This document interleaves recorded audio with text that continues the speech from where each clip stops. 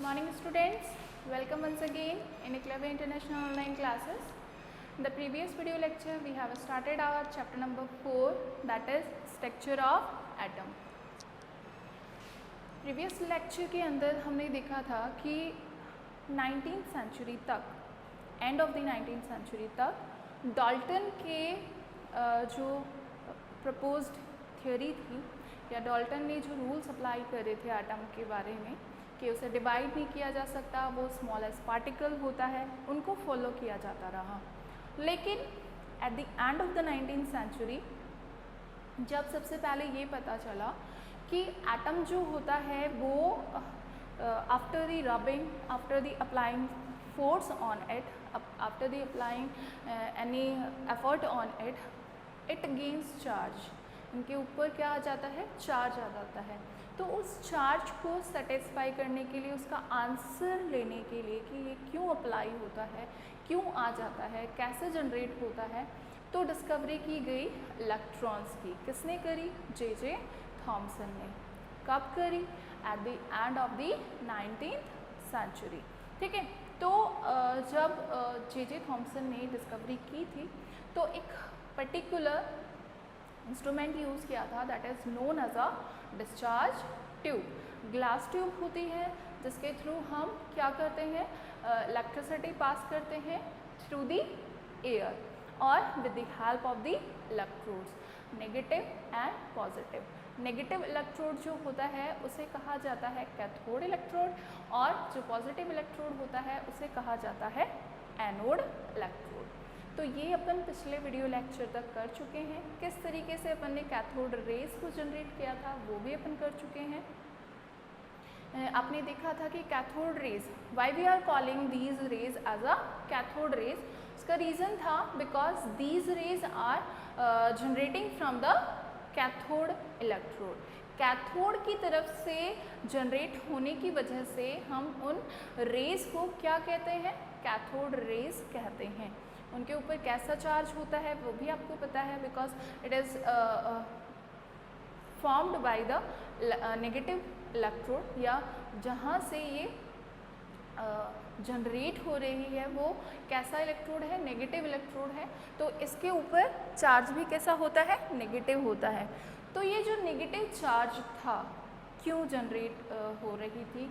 Negative charge जो था वो उसके ऊपर क्यों आया? क्योंकि वो नेगेटिव इलेक्ट्रोड से जनरेट हो रही थी और उसके ऊपर नेगेटिव पार्टिकल्स थे, इसलिए वो नेगेटिव शो हो रही थी और अट्रैक्ट हो रही थी टूवर्ड्स द पॉजिटिव इलेक्ट्रोड। वो जो नेगेटिव चार्ज था उसके ऊपर, that is known as a electron. अपने लास्ट वीडियो लेक्चर के अंदर ये मैंने आपको बताया था कि इलेक्ट्रॉन जो होते हैं वो नेगेटिवली चार्ज्ड पार्टिकल्स होते हैं जो किसी भी एटम में एग्जिस्ट करते हैं। आज अपन देखेंगे कि इलेक्ट्रॉन का जो मास होता है वो कितना होता है, इसके ऊपर जो चार्ज होता है नेगेटिव चार्ज, उसका अमाउंट कितना होता है। अगर कंपेयर किया जाए किसी इलेक्ट्रॉन को with the size of the hydrogen, then what will be the relation. तो आज पहले बात करते हैं इलेक्ट्रॉन की, उसके बाद करेंगे सेकेंड चार्ज्ड पार्टिकल की जो एटम में पाया जाता है, that is positive charge particle and also known as a proton. तो चलिए पहले करते हैं इलेक्ट्रॉन के मास की बात। तो इलेक्ट्रॉन जो होता है,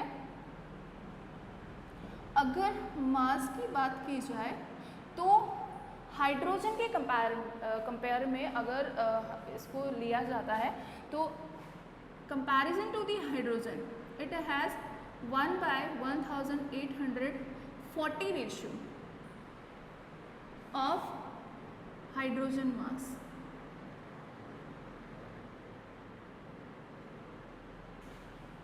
If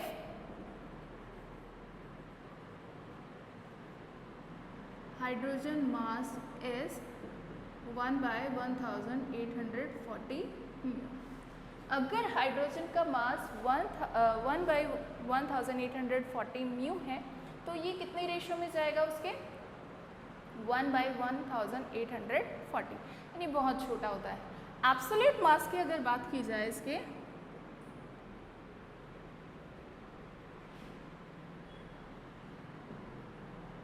एब्सोल्यूट मास की अगर अपन बात करते हैं तो एब्सोल्यूट मास इसका होता है 9.1 इंटू 10⁻⁻31 kg।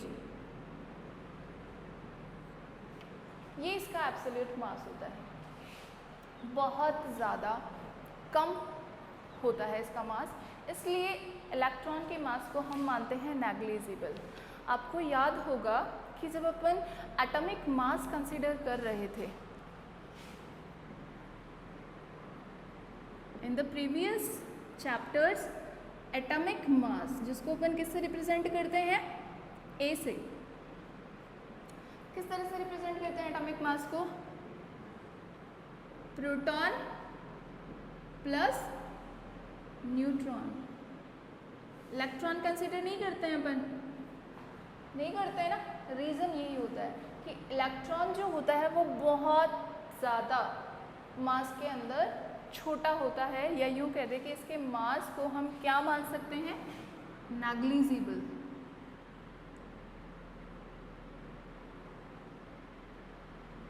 मास कैसा होता है इसका, नेग्लिजिबल मास होता है, यानी आप नेग्लेक्ट करके चल सकते हो। और यही रीज़न है कि जब एटॉमिक मास निकाला जाता है तो Z प्लस n निकाला जाता है। Z is the number of proton, because proton is equal to the atomic number. तो Z क्या होता है, एटॉमिक नंबर होता है। तो प्रोटॉन प्लस न्यूट्रॉन इसीलिए कंसिडर किया जाता है।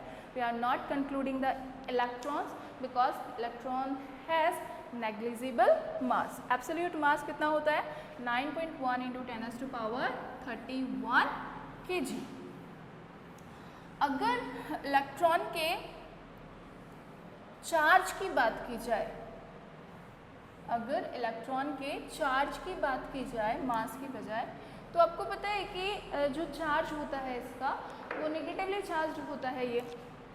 तो इलेक्ट्रॉन चार्ज जो होता है वो कितना होता है, 1 यूनिट मानते हैं बेसिकली, यानी -1 के इक्वल माना जाता है। लेकिन अगर एब्सोल्यूट चार्ज आप देखें इसका तो होता है 1.602 इंटू 10⁻⁻19 कूलम। इसको C से भी रिप्रेजेंट कर सकते हो, C is the abbreviation for the coulomb. ठीक है, तो ये इसका क्या होता है, चार्ज होता है जो इस पे हम मानते हैं। लेकिन इस चार्ज को अपन कितना मान लेते हैं, सिर्फ -1 ही कंसीडर कर लेते हैं। ठीक है, यानी चाहे आप -1 लिखें तो भी वही इलेक्ट्रॉन का चार्ज माना जाएगा। एब्सोल्यूट मास अगर आप पूछा जा रहा है आपको एब्सोल्यूट मास, तो फिर आपको ये डिजिट देनी ही पड़ेगी, 1.602 इंटू 10⁻⁻19 कूलम। ठीक है, coulomb is the unit of the charge. लेकिन अगर इसके ऊपर चार्ज पूछा जाए तो ये माइनस ही होगा, क्योंकि यही जो वैल्यू होगी वो अपन प्रोटॉन के लिए भी कंसीडर करेंगे, same value, but charge will be differ. उसके ऊपर चार्ज क्या आ जाएगा, पॉजिटिव आ जाएगा नेगेटिव की बजाय। और फिर अपन बात करते हैं न्यूट्रलिटी की, कि एटम जो होता है वो न्यूट्रल होता है। क्यों होता है, इसका रीज़न मैंने आपको बताया था, because electron and protons both have equal charge.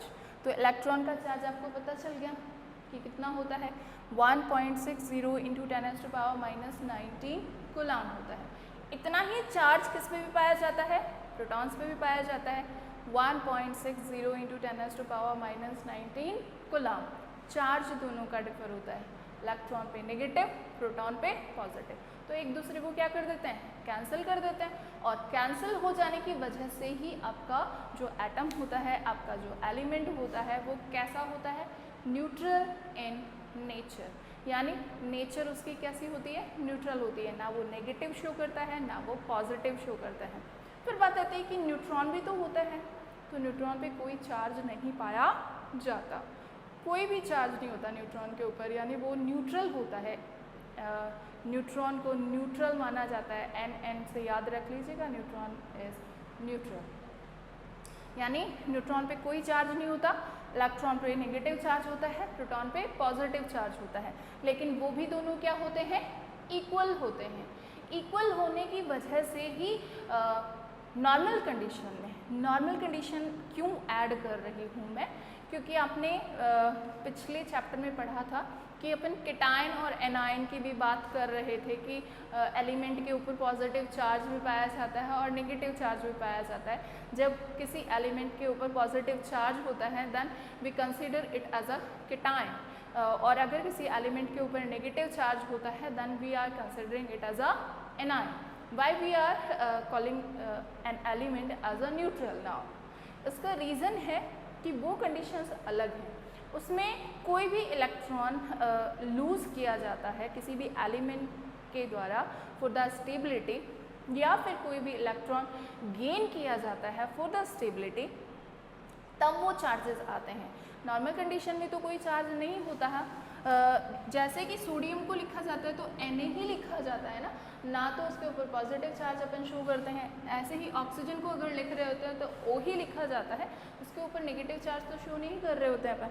तो जब नॉर्मल कंडीशन होती है means if an element is not losing any electron, if an element is not gaining any electron, in that situation they will be neutral in nature because of same amount of the charge which is founding on proton as well as on the electrons.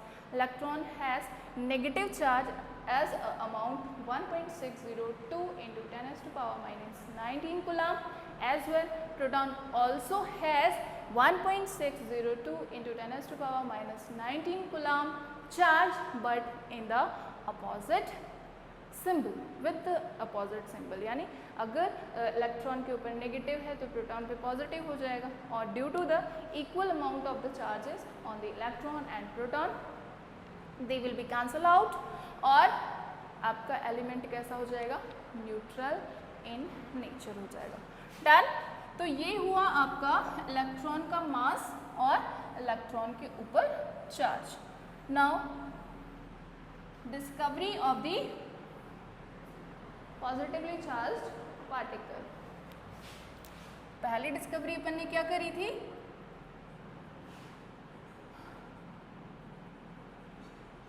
Discovery of negatively charged particle.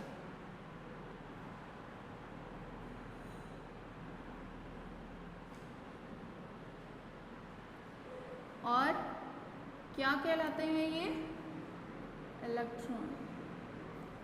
किसने करी, J Thomson ने। Now second one, discovery of positively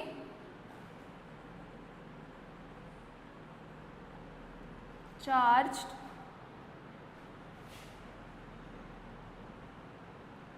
particles.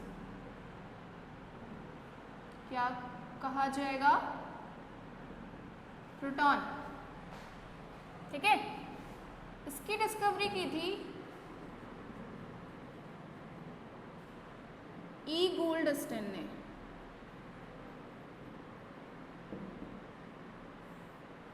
किसने करी discovery इसकी, ई गोल्डस्टन ने।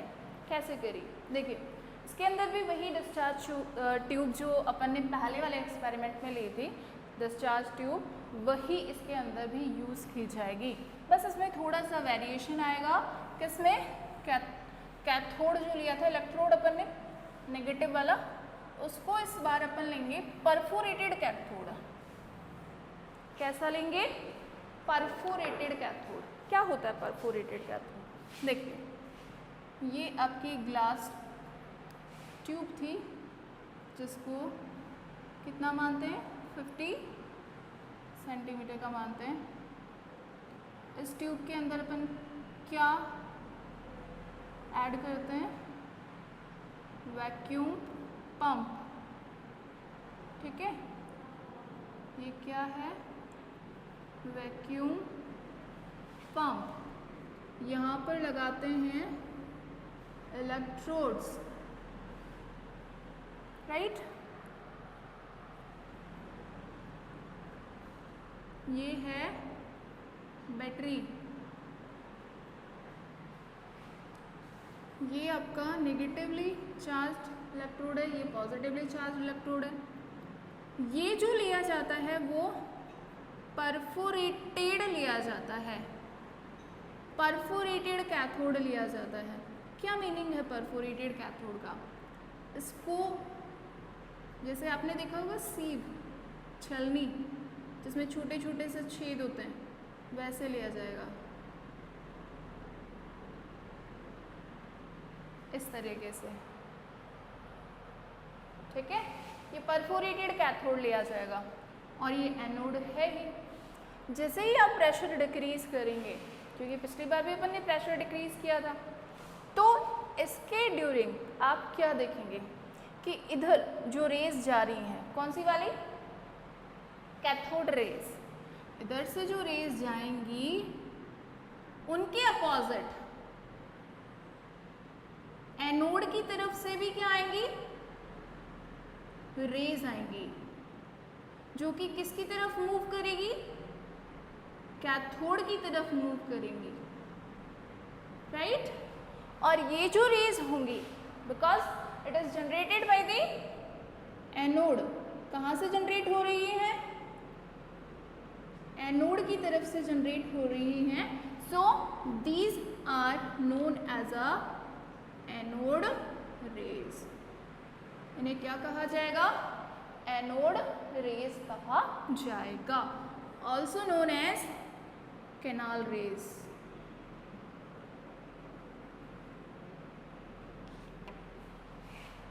और क्या कहा जा सकता है इनको? कैनाल रेज भी कहा जा सकता है, ठीक है। तो ये दोनों नेम किसके हैं? जो कि पॉजिटिव टू नेगेटिव की तरफ, पॉजिटिव पोल से या पॉजिटिव इलेक्ट्रोड से नेगेटिव इलेक्ट्रोड की तरफ जो रेज मूव कर रही हैं, उनको एनोड रेज या फिर कैनाल रेज कहा जा रहा है। तो ये जो डिस्कवरी की गई थी वो बताती है कि एनोड रेज जो होती हैं वो कैसी होती हैं? पॉजिटिवली चार्ज्ड होती है। क्यों होती है? Due to positive particles which is existing on the anode rays। और ये जो पॉजिटिव पार्टिकल्स होते हैं इन्हें ही क्या कहा जाता है? प्रोटॉन कहा जाता है। तो ये जो डिस्कवरी थी वो किसने की? ई गोल्डस्टिन ने। किस पार्टिकल को डिस्कवर किया? पॉजिटिवली चार्ज्ड पार्टिकल को। पॉजिटिवली चार्ज पार्टिकल कौन सा होता है? प्रोटॉन होता है। जब बात करते हैं कि इलेक्ट्रॉन और प्रोटॉन जो कि एटम में एग्जिस्ट करते हैं वो इक्वल अमाउंट में होते हैं, उनके ऊपर चार्ज ही इक्वल होता है और इसी वजह से वो एक दूसरे के चार्ज को कैंसिल कर देते हैं और यही रीज़न है कि एलिमेंट जो होता है वो न्यूट्रल होता है। तो आइए बात करते हैं कि प्रोटॉन पे कितना चार्ज होता है, इसका मास कितना होता है।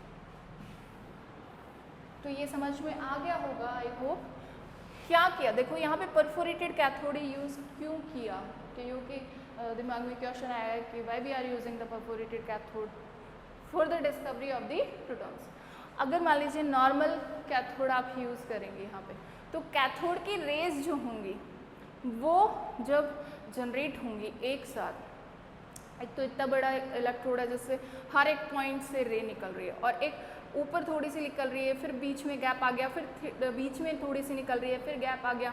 तो परफोरेटेड में यही तो है, बीच बीच के अंदर क्या है? पोर्स हैं, पोरस है, ये छेद हैं इसके अंदर, तो इतनी कैथोड रेज नहीं निकल पाती, तो इसलिए इजीली आप एनोड रेज को भी देख पाते हैं, एनोड रेज को भी आइडेंटिफाई कर पाते हैं। नॉर्मल कैथोड अगर आपने ले लिया तो वो इसके ऊपर हाई हो जाएगा या यूँ कह दे कि डोमिनेंट हो जाएगा, कैथोड रेज जो होंगे वो डोमिनेंट हो जाएंगे एनोड रेज पे और आप एनोड रेज को इजीली आइडेंटिफाई नहीं कर पाएंगे, इसलिए परफोरेटेड कैथोड यहाँ यूज़ किया जाता है। तो एनोड रेज जो आप यहाँ पे देख रहे हैं, these are positively charged due to the presence of the positive particles on them and these particles which have the positive charge are known as a protons. और ये प्रोटॉन्स जो होते हैं वो पॉजिटिवली चार्ज्ड होते हैं और इनके ऊपर पॉजिटिव चार्ज जो पाया जाता है वो इक्वल होता है किसके? इलेक्ट्रॉन चार्ज के। प्रोटॉन मास, प्रोटॉन मास कितना होता है? प्रोटॉन का मास जो होता है वो होता है equal to 1848 ratio of electron. Electron के मास के 1848 रेशियो के इक्वल ये होता है 48 नहीं 40, जितना उसका रेशियो आ रहा था ना, किसका? हाइड्रोजन का, किसके साथ? इलेक्ट्रॉन के साथ, उतना ही रेशियो इसका बढ़ जाएगा। यानी बेसिकली ये हाइड्रोजन के इक्वल होता है इसका मास, यानी 1। क्या मान सकते हो आप? 1 म्यू। एब्सोल्यूट अगर माने, एब्सोल्यूट मास की अगर अपन बात करें तो वो होता है 1.67 इंटू 10⁻⁻27 kg।